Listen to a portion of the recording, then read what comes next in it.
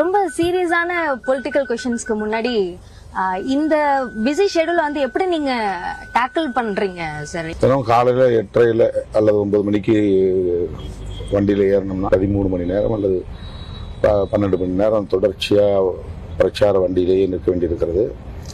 கடுமையான வெயிலும் கூட. எல்லாவற்றையும் விட இயக்கத்தோழர்கள், பொதுமக்கள் வந்து நம்மை சூழ்ந்து கொள்வது, அவர்கள் இறங்கி கோவிலுக்கு வர வேண்டும், கடவுளை சாமி கும்பிட வேண்டும், மக்கள் பெண்கள் வரிசையாக நின்று தருகிற அந்த வரவேற்பு, ஆழம் எடுத்து வரவேற்கிற அந்த வரவேற்பை ஏற்க வேண்டும், கூட்டணி கட்சி கிளை பொறுப்பாளர்கள் செய்கிற சிறப்பை ஏற்றுக்கொள்ள வேண்டும். இறங்கி ஏறுகிற அந்த ஒரு சிரமமும் இருக்கிறது. ஒவ்வொரு இடத்திலும் அந்த மாதிரியான சிரமங்கள் இருக்குது. ஒரு நாளைக்கு 60 இடத்துல பேசணும்னு அவங்க வந்து ஷெட்யூல் போட்டால் கூட 20லேருந்து 30 தான் என்னால் ரீச் ஆக முடியுது. நாளைக்கு 100 பேருக்கு மேலே காலையில் வந்துடுறாங்க, 100-150 பேர் மேலே வந்துடுறாங்க, வெளியூர்லேருந்து வந்துடுறாங்க. இரவு ராத்திரி நான் 1 மணிக்கு வந்தேன். 1 மணிக்கு அங்கே ஒரு 50-100 பேர் லோக்கலில் இருக்கக்கூடிய மக்கள்லாம் வெயிட் பண்ணாங்க. அந்த மக்களையெல்லாம் சந்திச்சுட்டு ராத்திரி நான் படுக்க 9 மணி 3, இப்போ காலையில் 6 மணிக்கு எழுந்திரிச்சிட்டேன். 6 மணிலேருந்து கட்சி தோழர்கள், பொதுமக்கள், பார்வையாளர்கள் அவங்கள எல்லாம் சந்தித்து முடிச்சுட்டு இப்போ நான் பிரச்சாரம் தொடங்கக்கூடிய புள்ளியை நோக்கி போகிறோம். இப்போ நேரத்தை கையாளுவது, மக்களை சந்திக்கும் போது இருக்கிற நெருக்கடிகளை கையாளுவது, பிரச்சாரத்தில் கவனம் செலுத்துவது, எதை சொல்ல வேண்டும், மக்களுக்கு எது போய் சேர வேண்டும் என்பதில் கவனம் செலுத்தி அந்த குறிப்பிட்ட கால அவகாசத்திற்குள் அதை பேசி பிடிக்க வேண்டும். இது வந்து ரொம்ப கடுமையான ஒரு பணிதான். இது வந்து உடலுக்கும் வந்து வருத்தம் தரக்கூடிய ஒரு விஷயம்தான். கால்கள் எல்லாம் இப்போ ஒரு வாரத்தில் எனக்கு 2 கால்களும் வீங்கி போய்விட்டது. முழங்காலில் இருந்து பாத வரையிலும் யானைக்கால் மாதிரி வீங்கி இருக்கு. இவ்வளவு விஷயங்களை தாண்டி ஓடிதான் ஆகணும் அப்படின்னு எது உங்களை ஓட வைக்குது? இந்த 35 வருஷமா இப்படிதான் நான் ஓடிக்கிட்டு இருக்கிறேன். தேர்தலுக்காக மட்டும் ஓடுறதில்ல. இதெல்லாம் வந்து தேர்தல் அரசியலுக்கு வராத காலத்துக்கு முன்பே 90களில் நான் வந்து மாவட்டங்களுக்கு கொடியேற்றுவதற்காக போனால் காலையில் 10 மணிக்கு தொடங்கினா அடுத்த நாள் 10 மணி வரையிலும் கூட கொடியேற்று விழா நிகழ்ச்சி நடந்திருக்கிறது. அது மக்களை அமைப்பாக்க வேண்டும், அரசியல்படுத்த வேண்டும் என்கிற ஒரு ஆழமான ஒரு கருத்து மனசுக்குள்ள ஊன்றி வளர்ந்திருக்கு. மக்களை சந்திச்சாலே எவ்வளவோ உடல் வலி, மனவலி இருந்தாலும் கூட ஜனங்களை சந்திக்கும் போது அதெல்லாம் டைவர்ட் ஆயிடுது. அப்போ அவங்க முன்வைக்கக்கூடிய கோரிக்கைகள், அவங்களுடைய ஏக்கம், அவங்களுடைய வழிகள், இதையெல்லாம் நம்ம வந்து கேட்குற நேரத்தில் நம்ம நடப்பு உலகத்திலேயே நம்மளால இருக்க முடியறதில்ல. அந்த அளவுக்கு மக்களோட நம்ம வந்து ஐக்கியமாயிடக்கூடிய நிலை. இப்போ ஒரு கட்சி தலைவரா திரு திருமாவளவன் ஆகிறதுக்கு முன்னாடி எப்படி இருப்பார் திருமாவளவன்? மாணவராக இருந்த காலத்தில் ஒரு ரிசர்வ் டைப்புன்னு தான் சொல்லணும். நான் அதிகமாக வந்து கலகலப்பாக யார்ட்டையும் பேச மாட்டேன். நிறைய ஃப்ரெண்ட்ஷிப் எனக்கு கிடையாது. சினிமாவுக்கு போக மாட்டேன். இசை கச்சேரிகளுக்கு எல்லாம் டீமாக போவாங்க ஹாஸ்டலில் இருந்து, அது மாதிரி நான் போக மாட்டேன். நான் சாப்பிட்டுட்டு வீட்டில் ரூமில் உட்காந்துருப்பேன். நல்லா லைப்ரரிக்கு போவேன். லோக்கலில் சிஐடி காலனி சுற்றி நான் எம்சிராஜ் ஹாஸ்டலில் தங்கியிருந்தப்போ பக்கத்தில் ஒரு லைப்ரரி இருந்துச்சு, வட்டார நூலகம். பெரும்பாலான நேரத்தை நான் அங்கே தான் வந்து செலவழிப்பேன்.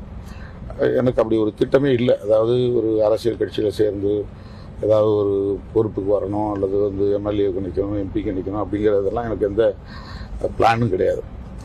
ஆனால் அரசியல் ஆர்வம் இருந்துச்சு. அதனால் ஒரு ஈடுபாடு, ஈழத்தமிழர் பிரச்சனை தான் எனக்கு முதல் உந்துதல். அதுக்காக நானாக இறங்கி மாணவர்களை திரட்டி போராடுறது, அந்த மாதிரியான விஷயம் பண்ணிக்கிட்டு இருந்தேன். பிறகு மதுரைக்கு போனப்போ அரசு ஊழியராக நான் பணியாற்றிக்கிட்டு இருந்தேன்.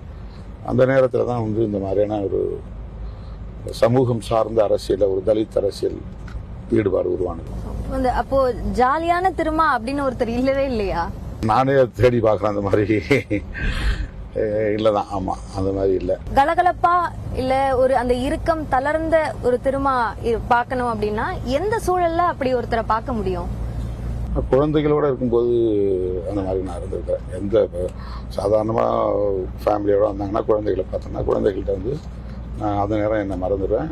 அவங்கள்ட்ட நம்ம ஜாலியாக இருப்பேன். அவங்கள கிள்ளி குஞ்சு விளையாடுவேன். மற்றபடி பெரும்பாலும் எல்லாம் வந்து கோரிக்கைகளோடு தான் வராங்க, பிரச்சனைகளோடு தான் வராங்க, வழிகளோடு தான் வராங்க. ஒரு நாளைக்கு 500 பேரை பார்க்குறேன்னா 490 பேர் வந்து பிரச்சனைகளோடு தான் வராங்க. ஒரு சாதகமான ஒரு சாதிச்சிட்டோம், நம்ம வந்து நமக்கு வெற்றி, நாங்கள் இந்த மாதிரி இதை செஞ்சுருக்கோம் அதை செஞ்சுருக்கோம் அந்த மாதிரி மகிழ்ச்சியான தகவல் சொல்கிறதுக்கு ஆள் ரொம்ப கம்மி. சந்தோஷத்தை பகிர்ந்துட்டா தான் நமக்கு சந்தோஷம் வரும். சந்தோஷத்தை பகிர்ந்து கொள்ளக்கூடியவர்கள் வந்து ரொம்ப ரொம்ப ரொம்ப ரேர். பெரும்பாலும் பிரச்சனைகளை சொல்கிறவங்க தான் வந்து காத்துட்ருப்பாங்க. அது நமக்கு இன்னும் கொஞ்சம் ஸ்ட்ரெஸ் ஆகும். ஏன்னா அவங்களுக்காக நம்ம ஏதாவது செய்யணும்னு நினைக்கிறோம், செய்ய முடியலையே அப்படிங்கிற ஒரு மன அழுத்தமும் கூடுதலாக. எப்பாவது ஃபீல் பண்ணிருக்கீங்களா, நம்மளும் ஜாலியா இருந்திருக்கலாமோ, இவ்வளோ ஸ்ட்ரெஸ்ஸை எடுத்துக்காம கொஞ்சம் ஃப்ரீயா இருந்திருக்கலாமோ அப்படின்னு தோணிருக்கா உங்களுக்கு எப்போவாது? இதுக்கு முன்னாடி அப்படி தோணலை, இப்போ அப்படி தோணுது.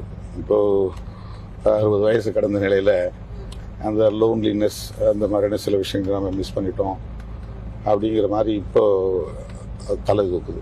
என்னை சுற்றி எப்போதுமே ஒரு 50 பேர் 100 பேர் இருந்துகிட்டே இருப்பாங்க. எனக்கு குடும்பம்னு ஒன்றும் இல்லை, குடும்பம் இல்லாதனால ப்ரைவசி இல்லை.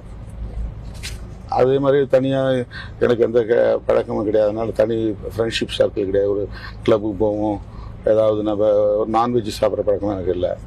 நல்ல ஹோட்டலில் போய் சாப்பிடுவோம் அப்படிலாம் கிடையாது. என்ன கிடைக்குதோ அதை சாப்பிட்றது. அது மாதிரி குடி பழக்கமும் அந்த மாதிரி எந்த பழக்கமும் கிடையாது. அதனால் அந்த மாதிரி ஒரு சர்க்கிள் எனக்கு கிடையாது. என்டர்டெயின்மெண்ட் ஏதாவது ஷட்டில் கார்க் விளையாடுறதோ அல்லது பிளேயிங் கார்ட்ஸ் விளையாடுறதோ அந்த மாதிரி ரெக்ரியேஷன் எனக்கு கிடையாது. அதனால் எந்த நேரமும் வந்து வண்டியில் உட்காந்தா கூட உட்காந்து நான் ஒரு 10 நிமிஷம் ட்ராவல் பண்ணுறதுக்குள்ளே 4 பேர் ஃபோன் போட்டு கொடுத்துருவாங்க. கீழே இறங்குனா அப்படியே சூழ்ந்துக்குவாங்க. அதுவும் அப்ளிகேட்டரி க்ரௌடாக தான் இருக்கும். இப்படி தான் த்ரூ அவுட் த லைஃப். இந்த மோர் தென் 3 decades, ஒரு 30 ஆண்டுகளுக்கு மேலே இப்படி தான் போயிட்டு இருக்கு. இப்போ டிராவல் அப்படின்றதும் ஒரு ஃபன் ரிலேட்டடா இல்லாம அந்த மாதிரி இதுவரையிலும் வந்து அப்படி டிராவல் பண்ணதே கிடையாது. நான் என்னுடைய டிராவலே வந்து பார்ட்டி ஓரியன்டாக இருக்கும், நான் பீப்புள் ஓரியன்டாக இருக்கும். நான் ஈவன் வெளிநாடுகளுக்கு போனால் கூட போகிறது வர்றது, நான் தங்குற இடம், அப்படியே மக்கள் சந்திப்பு நிகழ்ச்சியோட தான் வந்துடுது. ஒரு டூரிசம் மாதிரி போய் பல இடங்களை பார்க்கறது, ஒரு மகிழ்ச்சியாக இருக்கிறது, அந்த மாதிரி இருக்கிறது ரொம்ப ரொம்ப ரொம்ப ரேர். ஏர்போர்ட்லேருந்து ப்ரோக்ராமோட என்னை எடுத்துகிட்டு போயிடுவாங்க.